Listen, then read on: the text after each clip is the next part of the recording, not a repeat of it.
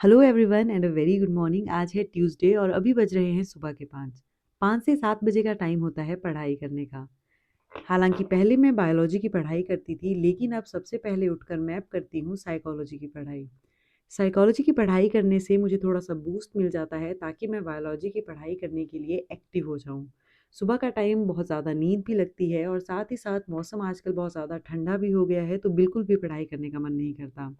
इसीलिए स्टार्टिंग के 15 से 20 मिनट अगर मैं वो सब्जेक्ट पढूँ जो मुझे बहुत अच्छे से आता है और मुझे पढ़ना पसंद भी है, तो उससे मेरा कॉन्फिडेंस और एनर्जी दोनों बूस्ट अप होती है और मुझे बायोलॉजी पढ़ने में हेल्प होती है। वैसे तो बायोलॉजी भी मेरा one of the favourite subjects है, लेकिन आजकल मैं एनिमल किंगडम पढ़ रही हूँ, तो उसे पढ़ने में मेरा बिल्कुल भी मन नहीं करता, क्योंकि आप जितना भी पढ़ लो, कुछ भी याद नहीं रहता। मैं पूरी कोशिश कर रही हूँ कि वेडनेसडे तक मेरा एनिमल किंगडम कंप्लीट हो जाए और आज मैं इसको ऑलमोस्ट ऑलमोस्ट कंप्लीट करने ही वाली हूँ। कल मैं इसके एमसीक्यूज़ करूँगी। 7 से 8 बजे तक टाइम होता है खाना बनाने का, क्योंकि 8 बजे के अराउंड बच्चों के उठने का टाइम हो जाता है। इसीलिए मेरा टारगेट होता है 7 से 8 बजे तक सिर्फ़ खाना ही ना बनाकर किचन के बाकी सारे काम भी कंप्लीट कर दूँ। आप लोगों ने हमेशा ये चीज़ ध्यान दी होगी कि किचन में सिर्फ खाना बनाने का ही काम नहीं होता, साथ में और भी मल्टीपल काम होते हैं। जैसे कि दूध बॉयल करना, बर्तनों की सफाई करना, किचन की क्लीनिंग करना, खराब हुई सब्जियों को बाहर करना और साफ सब्जियों को अंदर रखना, दाल को मैनेज करना, कंटेनर्स को मैनेज करना और भी बहुत सारी चीज़ें। आज मैं बना रही थी खाने में काफ़ी अलग-अलग चीज़ें। तो आपको मैं बता दूँ, जैसे कि मैंने कुछ दिन पहले माह की दाल पीस कर रखी थी, तो वो मेरे पास कुछ बैटर बच गया था। इसीलिए मैंने सोचा आज दही भल्ले बनाते हैं। दही तो सब लोग खाते ही हैं और कढ़ी भी हम लोग रोज़ बनाते हैं, तो मैंने सोचा था दही भल्ले बनाऊँगी। इसीलिए मैंने सिम आँच पर तेल बॉयल करने को रख दिया था, साथ ही साथ एक साइड तड़का भी रख दिया था। बहुत टाइम से फ्रिज में मिलाई इकट्ठी हो गई थी, हालाँकि ये 2 वीक्स की मिलाई थी, तो अब बारी थी मक्खन लगाने की। आजकल मक्खन लगाना थोड़ा-सा मुश्किल हो गया है क्योंकि ठंड भी हो गई है, लेकिन मैंने जल्दी से मक्खन लगाकर रेडी कर दिया था। फ्रेश मक्खन का खाने में अलग ही स्वाद आता है और जब ये मक्खन हम 3 से 4 दिन खा लेते हैं, उसके बाद अगर बच जाता है, तो फिर हम इसका घी बनाकर स्टोर कर लेते हैं। यहाँ पर मेरा ऑयल भी गर्म हो चुका था, तो इसमें मैंने गरमा-गरम भल्ले निकाल दिए।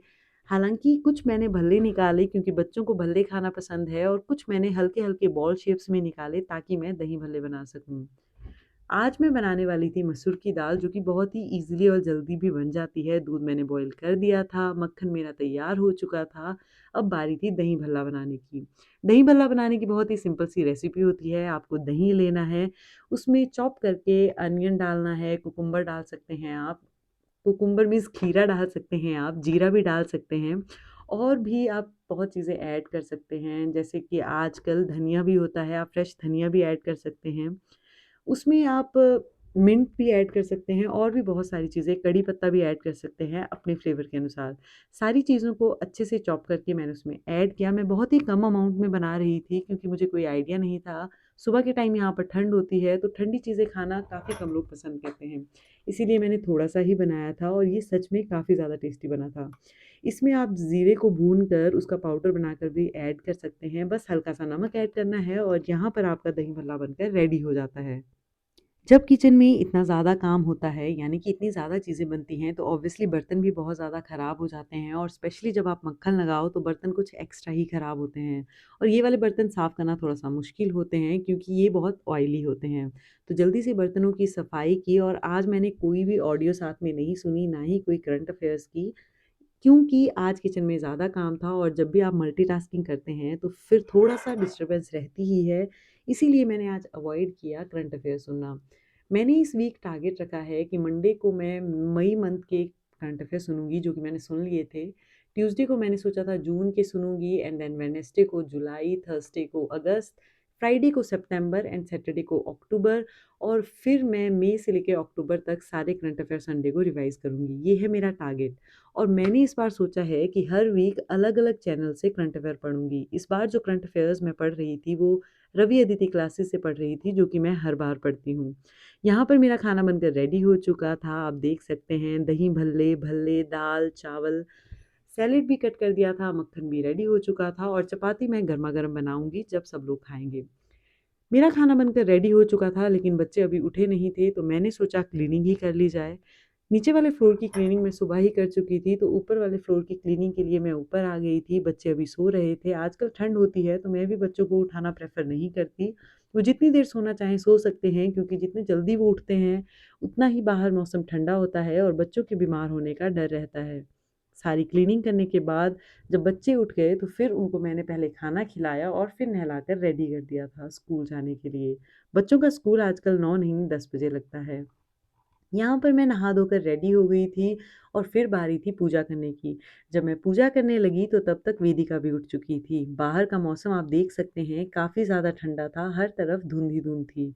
ये वाला मौसम जो होता है हमारे यहाँ पर अक्टूबर से लेकर जनवरी तक धूप ऑलमोस्ट 11 से 12 बजे लगती है। जब मैं पूजा करने बैठी तो पहले वेदिका आ गई थी और फिर वामिका आ गई थी।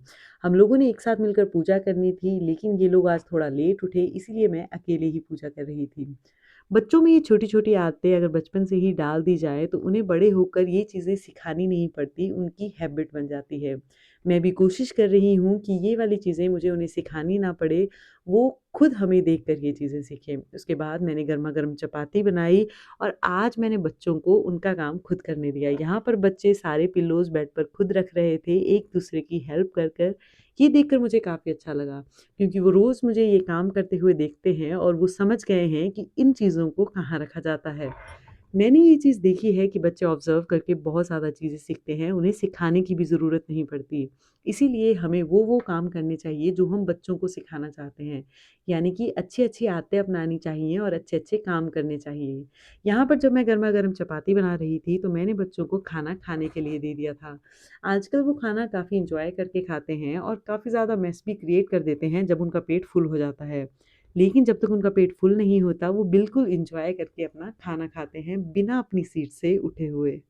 बच्चों को खाना खिलाने के बाद बाकी सबने खाना एन्जॉय किया और फिर बारी थी बच्चों को नहलाने की। हालाँकि खाना खाने के एकदम बाद बच्चों को हम नहीं नहलाते हैं, ऑलमोस्ट 15 टू 20 मिनट्स का गैप रखते हैं। 10 बजे बच्चों को स्कूल लेकर जाना था, तो इसीलिए 9 बजे के करीब मैंने उन्हें खाना खिला दिया था। साढ़े 9 बजे के करीब उन्हें नहलाकर अच्छे से रेडी कर दिया था और फिर बारी थी स्कूल जाने की। तो बच्चों को स्कूल भेजने के बाद घर के सारे बाकी बचे हुए काम किए और फिर की कुछ पढ़ाई। यहाँ पर बच्चे स्कूल जा रहे थे और ये देखिए हमारा किचन गार्डन जो कि अभी तैयार हो रहा है। यहाँ पर हमने गोभी लगा दी है और साथ ही साथ बहुत सी और भी चीज़ें लगा दी हैं। यहाँ पर लहसुन की खेती हो चुकी है और साथ ही साथ मटर भी लगाए जा रहे हैं। और जब बच्चे स्कूल से आ गए तो आज उन्हें स्कूल से लेने मैं गई थी, तो मैं बच्चों को स्कूल से 12 साढ़े 12 बजे के करीब लेकर आ गई थी। बच्चे काफ़ी बड़े हो चुके हैं, अपने आप अपना काम करना पसंद करते हैं, इवन उँगली भी पकड़ना पसंद नहीं करते, अपने आप ही चलना पसंद करते हैं। यहाँ पर बच्चे घर पहुँच चुके थे, फिर बच्चों के अच्छे से हैंड वॉश कराकर उन्हें घर के अंदर ले गई। आज दिन के टाइम की पढ़ाई की बात करूँ तो दिन के टाइम मैंने केमिस्ट्री के कुछ टॉपिक्स पढ़े थे। हालाँकि मैंने मंडे को chemical reaction and chemical equations पढ़ी थी। ट्यूसडे का मेरा टारगेट था एसिड, बेस एंड साल्ट्स पढ़ना, वो कंप्लीट किया था और बारी थी साइकोलॉजी पढ़ने की, तो साइकोलॉजी में मैंने नेशनल एजुकेशन पॉलिसी के बारे में पढ़ा था, 1986 के बारे में डिटेल स्टडी की थी और करंट अफ़ेयर्स में मैंने आज जून के करंट अफ़ेयर्स पढ़े थे। साथ ही साथ मैंने एक प्रीवियस ईयर क्वेश्चन पेपर भी रिवाइज़ किया था। शाम के टाइम बच्चों के साथ टाइम स्पेंड किया, कपड़े फ़ोल्ड करके अंदर रखे और साथ ही साथ लेंटर काफ़ी दिनों से ख़राब हो गया था, साफ़ करने के लिए, तो उसे भी अच्छे से क्लीन कर दिया। फिर वहाँ पर मैट बिछाकर अच्छे से बच्चों के साथ टाइम स्पेंड किया, कुछ गेम्स खेली। ये वाली चीज़ बहुत स्पेशल है और बहुत ज़्यादा इम्पैक्ट भी डालती है बच्चों में, जितना ज़्यादा टाइम हम उनके साथ स्पेंड करते हैं। अगर हम इलेक्ट्रॉनिक चीज़ों के साथ टाइम स्पेंड करेंगे या फिर अपनी ही पढ़ाई में लगे रहेंगे या अपने ही काम में लगे रहेंगे, तो बच्चों को अच्छी चीज़ें नहीं सिखा पाएँगे और उनके साथ बॉन्डिंग नहीं बना पाएँगे। इसीलिए ज़्यादा से ज़्यादा कोशिश करनी चाहिए, आपको जो भी टाइम मिले, आप उनके साथ गेम्स खेलें, उनके साथ खेलें ताकि वो आपके साथ टाइम स्पेंड कर सकें, अपना कनेक्शन बिल्ड कर सकें और आपसे काफ़ी कुछ सीख सकें। शाम के टाइम फिर हम लोग फिर से एक साथ बैठकर पूजा कर रहे थे और ये वाली चीज़ बच्चों को भी काफ़ी ज़्यादा पसंद है। वो लोग खुद से सारी चीज़ें करना चाहते हैं, लेकिन काफ़ी ज़्यादा कई बार तंग भी करते हैं, हमेशा ही ठीक से नहीं बैठे रहते। लेकिन एक अच्छी हैबिट डेवलप करने के लिए बच्चों को इस तरीके से रोज़ एक ही चीज़ करवानी पड़ेगी, तभी उनमें ये आदत डेवलप होगी एक अच्छी लाइफ़स्टाइल जीने के लिए। फिर बारी थी खाना बनाने की, तो आज खाने में मैं बना रही थी कद्दू की सब्ज़ी और थोड़ा-सा पनीर। सुबह की दाल भी काफ़ी ज़्यादा बची हुई थी, इसीलिए हल्का-सा कद्दू बना रही थी। कद्दू बच्चों का फ़ेवरेट है और मेरा भी। पनीर भी मैंने हल्का-सा फ्राई किया था और साथ में मैंने बनाई थी गरमा-गरम चपाती। सारा खाना बनाने के बाद, सारी क्लीनिंग करने के बाद सब लोगों ने एक साथ मिलकर खाना भी खा लिया था, बच्चों को भी दूध पिलाकर अच्छे से सुला दिया था, फिर की थी अपनी पढ़ाई। कुछ देर पढ़ाई करने के बाद यानी कि 10 से 11 बजे तक मैंने पढ़ाई की थी और उसके बाद किया था video edit and voice over. आप खुद ही सोच सकते हैं कि 11 सवा 11 बजे के अराउंड मेरा वॉइस ओवर होता है और इस टाइम मैं बहुत ज़्यादा थक भी गई होती हूँ। कई बार तो साढ़े 11 बजे के बाद ही वॉइस ओवर करती हूँ।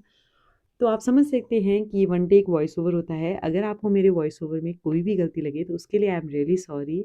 और आप लोगों ने मेरी वीडियो को काफ़ी ज़्यादा प्यार दिया, काफ़ी ज़्यादा कमेंट्स और काफ़ी ज़्यादा व्यूज़ आ रहे हैं, तो उसके लिए बहुत-बहुत थैंक यू। इसी तरह से अपना प्यार बनाए रखिएगा। मैं आप लोगों को इस चीज़ की श्योरिटी दे सकती हूँ कि जब मेरा एग्ज़ाम हो जाएगा, उसके बाद मैं ज़्यादा अच्छी वीडियोज़ अपलोड करने की कोशिश करूँगी। ज़्यादा इन्फॉर्मेटिव वीडियो और ज़्यादा अच्छे से एडिट करके, वॉइस ओवर करके अपलोड करने की पूरी-पूरी कोशिश करूँगी। आप सब लोगों के लिए एक और न्यूज़ है, मैंने बहुत ज़्यादा फ़ोटोज़ और बहुत ज़्यादा मैसेजेज़ ऐसे देखे, टेक्स्ट देखे फ़ेसबुक पर, इंस्टाग्राम पर, जिसमें यह अनुमान लगाया जा रहा है कि टीजीटी मेडिकल का जो कमीशन है, वो 30 नवंबर को होगा। अब मुझे ये नहीं पता कि ये न्यूज़ कितनी सही है या कितनी गलत, आप प्लीज़ कमेंट में ज़रूर बताइएगा।